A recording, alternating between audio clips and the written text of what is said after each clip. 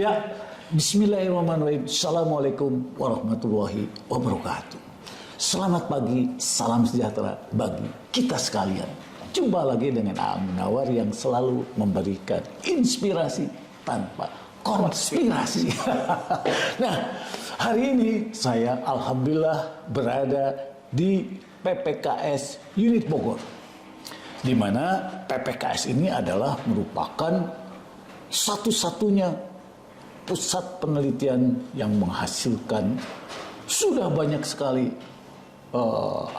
kelapa sawit dan berbagai macam produk-produk layanan kelapa sawit.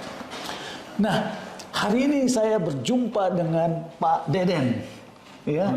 Nah, Pak Deden ini adalah seorang peneliti di PPKS Unit Bogor yang juga manajer yang berhubungan dengan produksi kelapa kopior. Namun demikian, latar belakang Pak Deden ini juga meneliti berbagai macam hama dan penyakit, khususnya adalah Ganoderma. Jadi Ganoderma ini ternyata buat petani kebun kelapa sawit menjadi masalah besar. Baru saja teman saya dari Simalungun menyatakan bahwa ada beberapa banyak tanamannya, 200 tanaman roboh. Dan juga sudah, nah Pak Deden, kira-kira Ganoderma itu apa sih Pak Deden?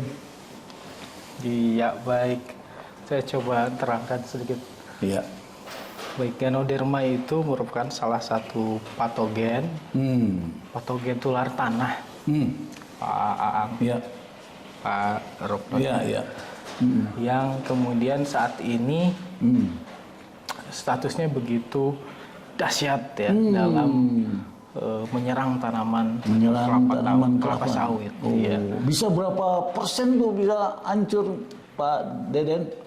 Bisa 40% bahkan. 40%. Betul, serangannya bisa mencapai sedemikian dahsyatnya gitu kalau di kebun kelapa sawit. Tadi seperti yang disampaikan Pak Ramadan bahwa sudah berapa Pak tadi 200 pohon tumbang. Oh, iya. Kemudian beberapa pohonnya sudah mengalami gejala-gejala mau tumbang juga gitu. Gimana Pak Deden? Betul. Jadi memang gejala Ganoderma ini juga pada saat kita melihat gejala tersebut, semisal tadi gejala kita lihat tuh, banyaknya daun tombak yang muncul. Banyaknya daun tombak muncul. Betul Pak. Kemudian pelepah yang sengkleh. Pelepah sengkleh. Nah ini juga ciri-ciri yang kedua ya. Layu ya. Seperti itu. Kemudian juga semisal gejala yang terlihat pada daun itu mengalami klorosis Pak, atau gejala menguning seperti itu. Gejala menguning. Pada bagian pangkal batang kita cek ternyata sudah mengalami kropos. Pembusukan. Kemudian juga di situ ada juga fruiting body atau tubuh buah dari Ganoderma itu sendiri yang muncul, tumbuh. Itu gejala-gejala yang kalau sudah dibilang sebetulnya kita sudah kronis. Sudah penanganannya sudah relatif agak terlambat. Gitu. Menurut pengalaman Pak Deden, berdasarkan data, ini daerah-daerah mana yang nampaknya sudah terserang endemik gitu ya? Di daerah mana saja tuh Pak Deden? Berdasarkan data yang diperoleh oleh kawan-kawan kita di kelompok peneliti di proteksi tanaman, itu bahkan daerah Sumatera Utara itu sudah pada zona merah. Sumatera Utara ya? Betul. Waduh. Artinya kita penanganannya ini harus lebih serius untuk lebih serius ya. Waduh, betul. Pemerintah juga harus ikut serta Pak. Harus hadir ya. Iya, harus hadir. Apalagi untuk petani ya Pak. Betul.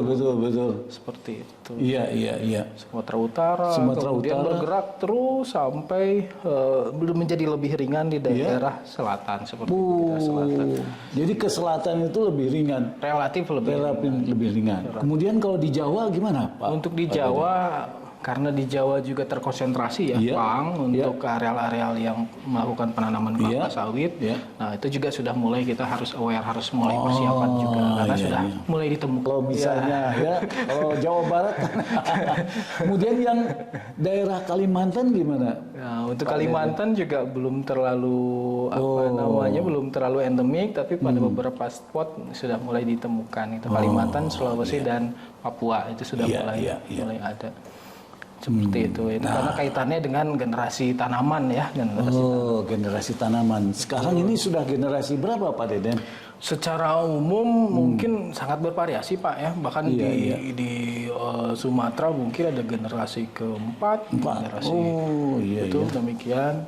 Kemudian kalau untuk di Jawa Barat sendiri mungkin masih di generasi kedua, kedua seperti itu. Jadi bagaimana nih Pak Deden kalau misalnya di daerah sudah endemi, apakah solusinya diantaranya dengan menanam kembali, apa yang harus dilakukan supaya mereka tidak terkena Ganoderma, Pak Deden? Baik, mungkin beberapa cara yang bisa kita lakukan adalah kita harus berkonsep pada penanganan sumber inokulum Ganoderma itu sendiri, Pak. Penanganan sumber inokulum tadi. Betul. Jadi Ganoderma ini merupakan patogen penyebab penyakit tanaman yang dia dapat hidup sebagai saprofit.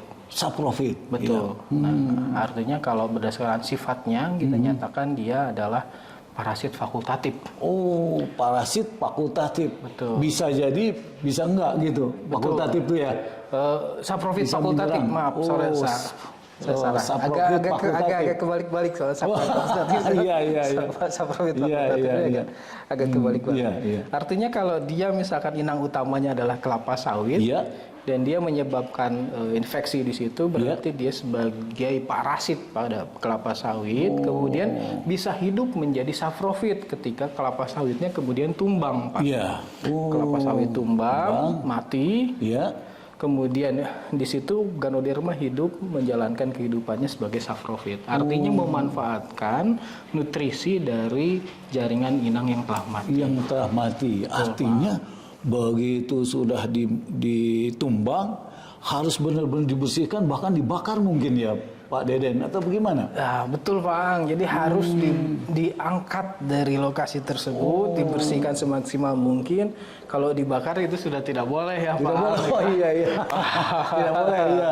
Gitu, dijadikan inilah, kalaupun dijadikan kompos, saya khawatir masih ada di dalam kompos itu ya. Yang paling penting adalah bila mana itu akan dijadikan kompos, kita harus memastikan bahwasannya Ganodermanya tidak bisa berkembang. Pengomposannya gunakan agen pengendali hayati, Pak. Nah, PPKS sendiri ada agen pengendali hayatinya banyak ya. Pak Deden, apa aja tuh Pak Deden yang bisa disampaikan ke khalayak pekebun? Jadi kami di PPKS mengembangkan agen pengendali hayati untuk Ganoderma. Salah satunya adalah yang berbasis Trichoderma. Berbasis Trichoderma ya. Betul. Wah, luar biasa nih ya. Jadi memang kalau saya berdasarkan pembahasan dengan Prof. Agus Pakpahan, di mana Indonesia merupakan daerah tropis dan Allah sudah menciptakan berbagai insek itu merupakan bagian dari untuk kekebalan. Ya, jadi kalau memang pengendaliannya dengan cara hayati ini, berarti plant protection-nya itu benar-benar friendly, eco-friendly gitu ya. Environmentally friendly. Environmentally friendly. Nah, ini luar biasa nih, Pak Deden. Jadi begitu yang kena itu harus benar-benar dirabut dari akar-akarnya, baru setelah itu bisa ditanam kembali dengan sawit. Salah satu metode pengendalian untuk patogen tular tanah itu adalah dengan menangani X0 atau mengusahakan X0 atau sumber inokulum itu dalam jumlah yang minimal. Atau bahkan nol bisa gitu ya. nol mungkin agak susah ya Pak Ang ya. Tapi minimal gitu ya. Minimal gitu. Caranya adalah seperti apa? Satu adalah kita harus mengeluarkan semua sumber inokulum itu yang dari lapangan itu, sumber inokulum Ganodermanya itu, kemudian dari sumber inokulum tersebut diangkat keluar dari site-nya itu sendiri sehingga tidak menjadi sumber inokulum berikutnya. Jadi untuk pengelolaan, terutama untuk pengelolaan lahan ya, penanaman berikutnya untuk generasi berikutnya. Seperti itu mungkin Pak Ang. Salah satu caranya itu menekan X0 kalau istilah di. Jadi kalau untuk menilai fitopatologi itu X0-nya itu berapa, minimumkah ini harus konsultasi dengan PPKS gitu ya.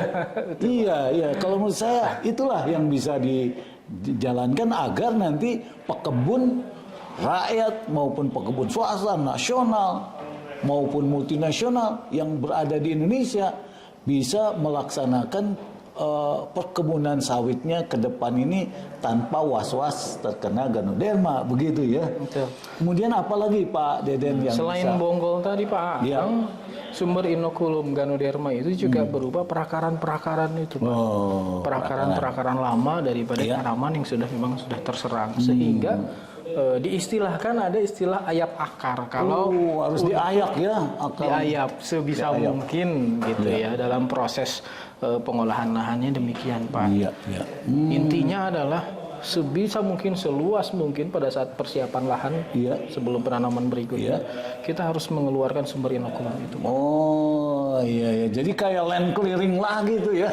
Itu pada saat itu Pak, pada saat penanaman awal, persiapan lahan untuk menuju penanaman awal. Karena kalau kita pikir secara secara filosofi Pak, penanaman kelapa sawit ini kan 30-an tahun. Artinya di dalam proses pengelolaan kita juga seharusnya sudah mempertimbangkan ada slot-slot yang kita persiapkan yang kita akan alokasikan untuk pengolahan lahan pada saat 30 tahun berikutnya. 30 tahun berikutnya. Betul, ya. Saya rasa itu yang harus menjadi catatan. Di antaranya apa tuh Pak? Dengan cara tanah-tanahnya itu dianalisis sehingga Pak Deden bisa atau PPKS bisa meneliti bahwa ini kekurangan unsur hara apa dan unsur mikronya. Keterkaitan dengan unsur hara terkait dengan kejadian penyakit adalah memang ditengarai adanya ketimpangan daripada unsur hara tertentu. Jadi petani sudah selayaknya untuk melakukan upaya untuk mengetahui sebetulnya tingkat kesehatan lahan, tingkat kesehatan tanaman berdasarkan tadi salah satunya sifat kimia tanah maupun jaringannya Pak. Kita harus lihat seperti apa. Nah, hubungannya dengan Ganoderma pada beberapa artikel yang ada, misalnya browsing Bapak bisa browsing di internet rupanya ada hubungan dengan defisiensi hara tertentu. Jadi defisiensi hara tertentu itu menjadikan tanamannya kurang fit gitu ya. Dengan tanaman yang kurang fit, maka si Ganoderma itu bisa menyerang dengan akan lebih mudah menyerang tanaman. Ini kalau ini masuk di akal saya. Pak Deden ya. Jadi seperti manusia membutuhkan medical check up kalau manusia. Benar. Termasuk tanaman juga seperti itu. Melihat organik tanah lahan yang ada di perkebunannya itu ya. Salah satu. Ini Sudah sekalian. Perkebunan di Indonesia ini sudah 16 juta hektar di sawit. Maka kalau terserang dengan Ganoderma ini begitu menyeramkan.